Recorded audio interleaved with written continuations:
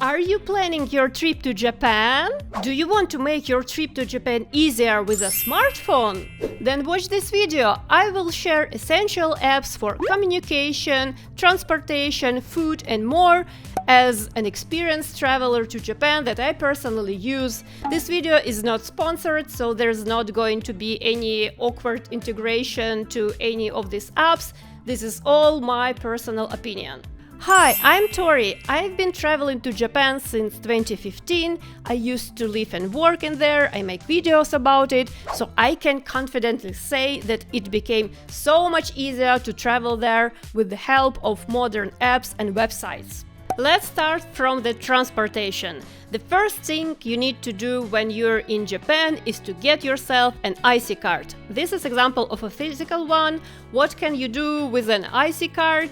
Basically, it's your access to all the trains, transport, including buses in Japan. So you charge this card and then you just use it at the ticket gates without thinking of, oh, how many tickets, which tickets I need. You just use an IC card.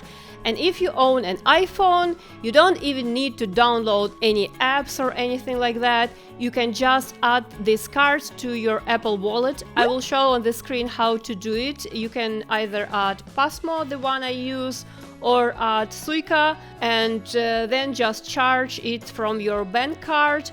I have one warning for you. If you use Visa card, there is a high chance that the payment will be declined. So I charge my card only with MasterCard, so be sure to use a correct card and to test if your Visa payments are declined or not before using a card. And I'm gonna say it was a life-changing experience when I added the card to my phone, so I'm not afraid that I will forget about it. I'm not afraid to lose it. If I'm in line and I see that I don't have enough money on my card for my trip, I just trip it while I'm standing in line. I don't need to go to any machines and to think of lines. Unfortunately, if you own an Android phone, you have to get yourself a physical one, but I have a tip for you too. When you arrive to Japan, just go to the train station, go to the ticket machine and get yourself this card for free. Because when you arrive to the airport, you will definitely see Travel Suica for 2 weeks, buy here. Don't buy it, it's free. You can get it absolutely for free at any train station in Japan. There's English menu, so you will figure it out. So next up you will need, which probably will be obvious, but it's Google Maps. I know some people say that Japanese don't use Google Maps, and that's not true. At least in 2025, that's not true. When I lived in Japan in 2018, that was true. I used local Japanese app for trains and Google Maps wasn't reliable. But in 2025, after definitely not true. And Google Maps is very reliable, and I have some tips for you how to use it. If you travel in Japan with a GR Pass and you use Google Maps, please be aware that all trains that you see in Google Maps not necessarily are covered by GR Pass, especially with Shinkansen. Make sure to be very attentive which train is covered by GR Pass, can you take it or not. If you want to use Google Maps efficiently in Japan, Google exact locations. Don't use just stations names. For example, don't do, I want to go from Shinjuku to Shibuya. You will get lost because these stations are so big and there are so many trains and lines in operation. Google, for instance, I want to go from my hotel exact location to a certain cafe, or I want to go from my hotel to Shibuya Sky. That will help Google Maps to lead you to exact entrance you need to enter right now at the station. and to exact exit you need to leave to your location, because if you just arrive to the station, again, you will be lost. So Googling exact locations will help you. Google will also rank everything by price range, by the amount of lines, and it will help you to pick up the car to which it would be better to sit in if you want to go faster. It gives you so many tips, and these tips are available if you Google certain locations. If you want to plan something for the next day, you can always use the feature that says a time when the transport will leave. You can choose another day, you can choose another time, depending on what you need. Of course, when you Google it, you will have more routes and more ideas, so you can use it always for planning your trips.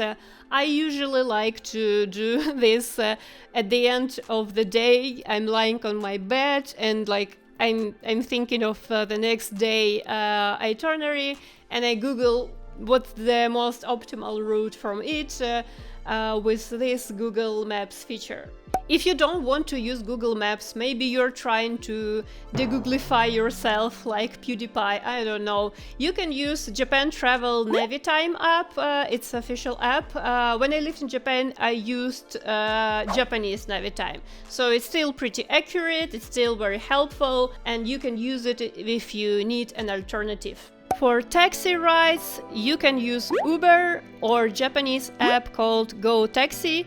I personally traveled only with Uber. I took Uber in Sendai, in Uji, in Kyoto, in Tokyo. I don't take Uber for long rides, it's usually short rides. Uber is technically not super popular in Japan. That's why you need to have an alternative as Go Taxi, because Uber can be not available maybe in the area when you need to use it. But again, in my case, it never happened. There were always enough of Uber drivers to pick me up when it was needed. Go Taxi, it has extra fee, so be aware of that if you decide to use it. These are like two main alternatives for taxis. If you want to book a Shinkansen, I would recommend visiting official website smartx.gp. I would recommend visiting official website to book your Shinkansen, but I personally usually just check the schedule with Google Maps, arrive at the station a little bit earlier, and buy the ticket by myself. I don't do that if it's very touristy high season. There are tourist apps that suggest buying tickets for you for Shinkansen. I never used those, so I cannot recommend them. And also I saw negative reviews where people bought Shinkansen tickets through these services but couldn't use those. So please make a research if you think to use any other service, but you can definitely use the official one. The lighting has changed a little bit. It's because I found you some more apps and decided to record more, so this video lighting will be inconsistent, just deal with it. Your safety is very important, so just in case, download the app NERV Disaster Prevention app. Basically, it's the app that will send you messages and alerts in case of earthquakes or tsunami or typhoon and all stuff like that. Yeah, Japan exposed to natural disasters like that, so it's better to be informed. There are automatic alerts that should work automatically. I'd recommend, just in case, to download this app because it will give you alert for sure if something happens. Handling your finances in Japan if you travel in group can be complicated because you have to manage not only, paying by cards. Japan is still heavily relied on cash, even though there are a lot of options for cashless like cards and stuff like that.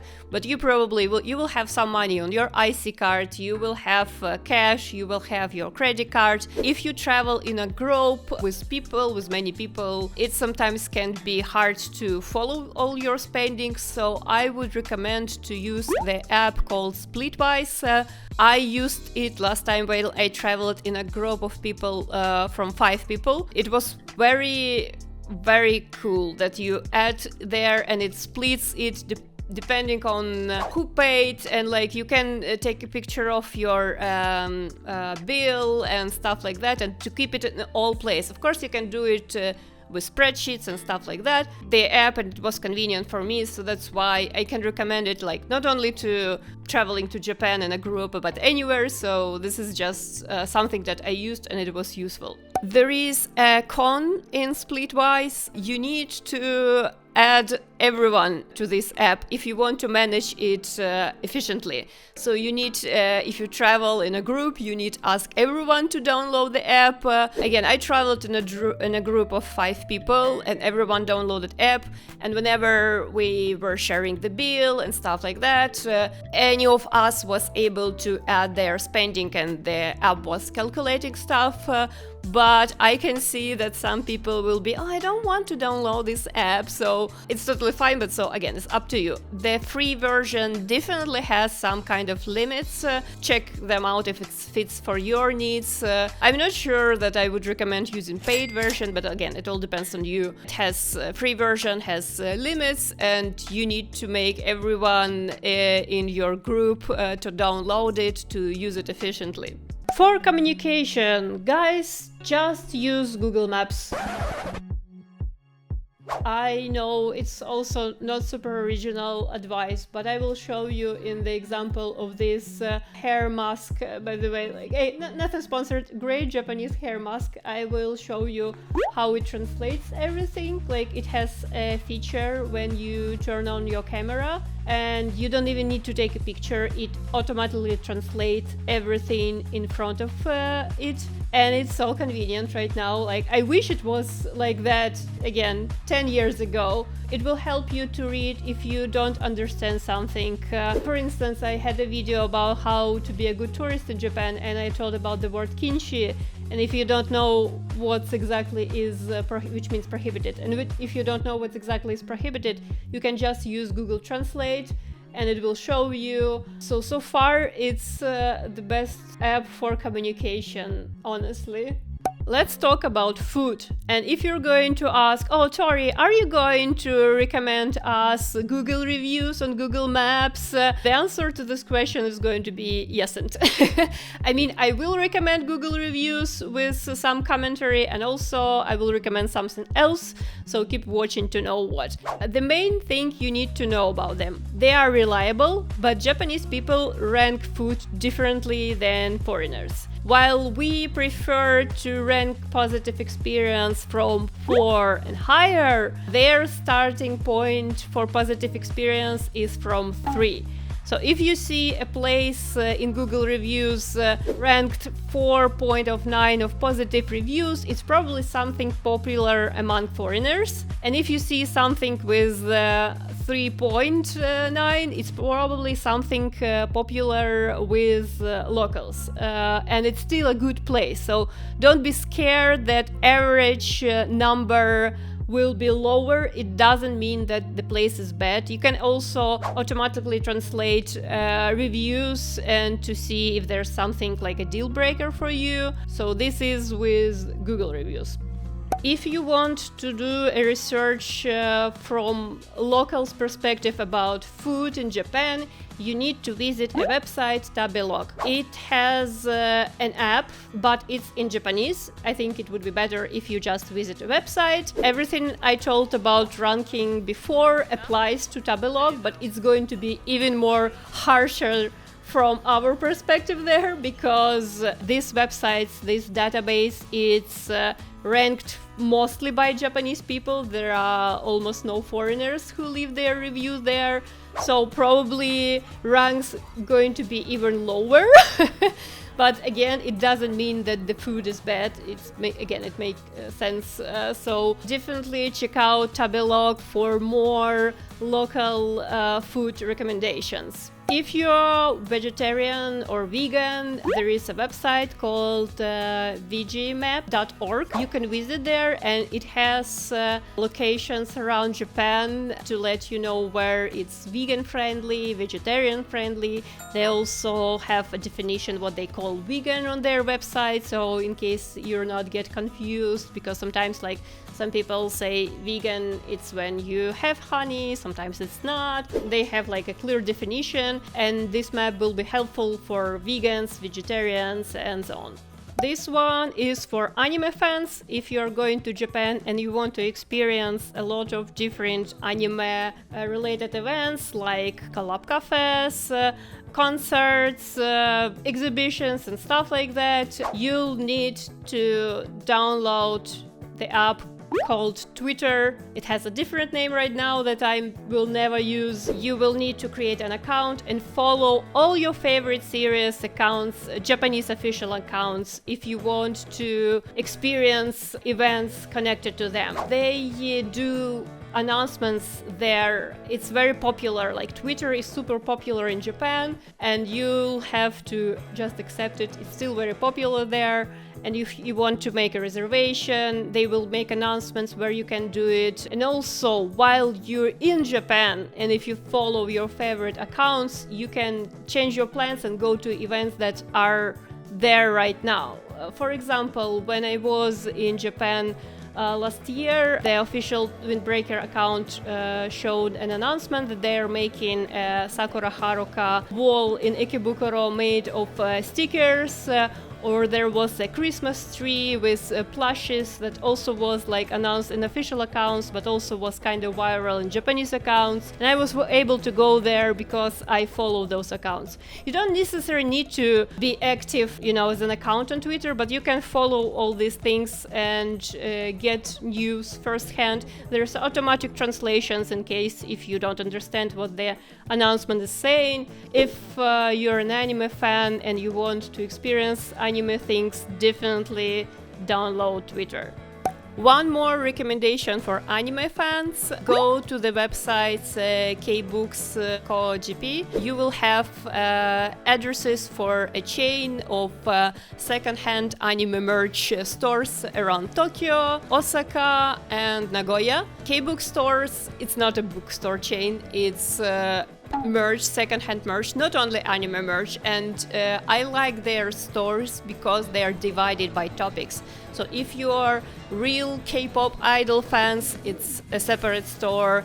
If you're Jump fan, it's a separate store. If you're VTuber fan, it's a separate store. For example, the infamous yaoi dungeon, it's called Ikebukuro Otome-kan. All these addresses and all this information is on this website, so definitely add it to your bookmarks and have it around. They do have a lot of things, and they often have a lot of things that are still quite new or in demand. So yeah, K-Books is a good website for anime fans. I think these are the most important apps and websites for your travel to Japan. If this video was useful for you, consider to leave me a like or leave me a comment. Subscribe to the channel. I make videos about Japan, anime, manga, and my life in general. I already planning my next trip to Japan. I booked my flight for spring. I already booked my vacation. I'm planning to do Skate the Infinity anime pilgrimage to Okinawa this time. If you want to watch my other anime pilgrimage video, consider to watch it and click somewhere on the screen. There's going to be a link to my Haikyuu pilgrimage video. So I'll see you in the next one.